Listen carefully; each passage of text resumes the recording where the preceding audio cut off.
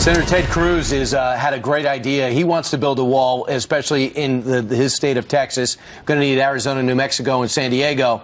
But if the funds aren't going to be there, he's got a plan B. There he is right there on your screen. We're interviewing him this morning because your plan, Senator, is called the El Chapo Act. What is this?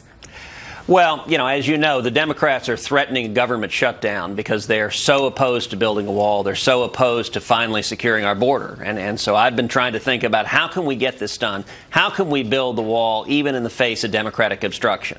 And so yesterday I filed the El Chapo Act that provides that if El Chapo is convicted, the famed Mexican drug lord, the estimates are that his criminal fortune is roughly worth about $14 billion. Wow. Now, coincidentally, the estimates for the cost to build a wall range from $14 to $20 billion. And so my legislation provides that if those assets are forfeited, those assets from El Chapo will go directly to building a wall and to securing the border. And that way, if you did that, then Mexico would indirectly wind up building the wall. That's pure genius on your part.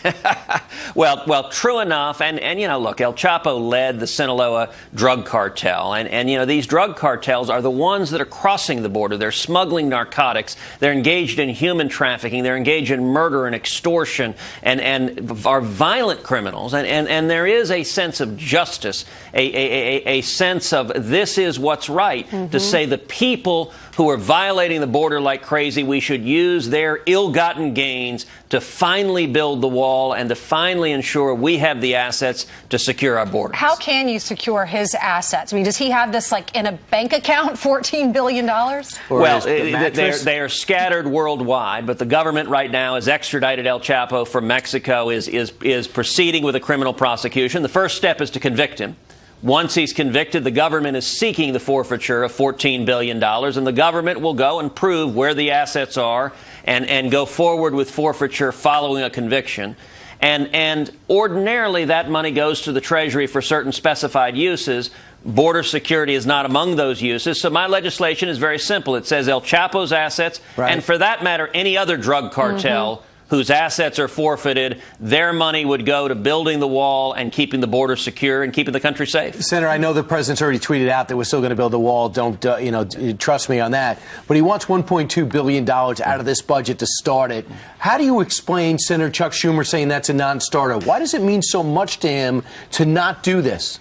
Well, it doesn't. Schumer doesn't care about the issue, but there is a radical left base that right now has Senate Democrats terrified. It's the reason a couple of weeks ago that they filibustered Neil Gorsuch, the first partisan filibuster of a Supreme Court justice in history.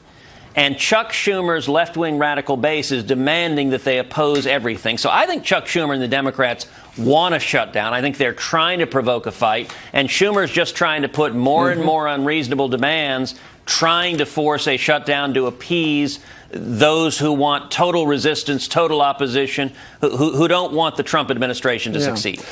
Senator, I don't know that the wall is a good idea because apparently in the last day or so, Nancy Pelosi said that the wall will take food from babies and cause dirty air and dirty water. Nancy Pelosi is a whole special kind of... I'm just going to leave it at that. Have you talked to the president about this plan, and what was his reaction? Listen, we've had very good conversations with the White House, with the president, and we're working cooperatively with the president, creatively, trying to figure out how do we accomplish the objectives that the president ran on, that I ran on, that Republicans across the country ran on, and we're working with the White House every day trying to get those objectives accomplished. Mexico says that they're mad. They're going to put a tax on Americans coming across because they're so mad that this has been brought up before. What's your reaction to Mexican lawmakers? Listen, it has long been good politics in Mexico to engage in some anti-Americanism. There are wonderful people in Mexico. In Texas, we deal with Mexico every day, and they're wonderful people in Mexico. But look, politicians are politicians, and so it's not surprising that there's some who are trying to take advantage of the sentiments. We got to solve the problem. And the problem, I spent a lot of time on the border down in Texas and Mexico. The border is not secure. Gotcha. But even in a couple of months, illegal immigration has dropped over 50%. That's the difference of enforcing the law. All right. Thank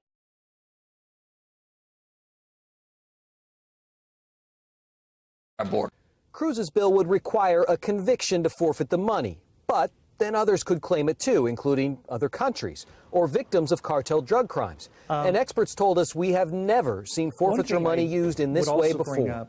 The use of forfeited funds or property for a non-law enforcement entity to use is unprecedented. A specialist in forfeiture cases, Steve Jooms, told us cases can typically take 18 months to straighten out. This, though, is several times bigger than anything the government has ever handled. And he would expect others to see other opportunities for the money, too. This would open that floodgate. It could be El Chapo today with the border wall. It could be an education program tomorrow. It came up in a Facebook Live conversation moderated by CBS 11's Jack Fink. Use it to invest in education. Use it to invest in addressing healthcare needs. Use it to address infrastructure needs. And Cruz's bill reaches beyond just El Chapo's money. It includes a part that says anyone convicted at a federal courthouse and who the government believes is part of a drug cartel could see their money taken and used for the wall or other border security.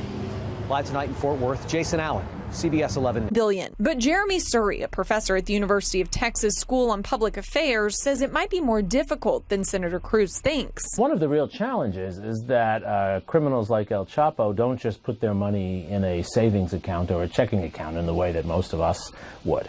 Surrey says finding the money is labor intensive and may cost more than the amount the government would seize. They put their money in many locations because they're always fleeing from law enforcement and always trying to protect their money from being confiscated by someone.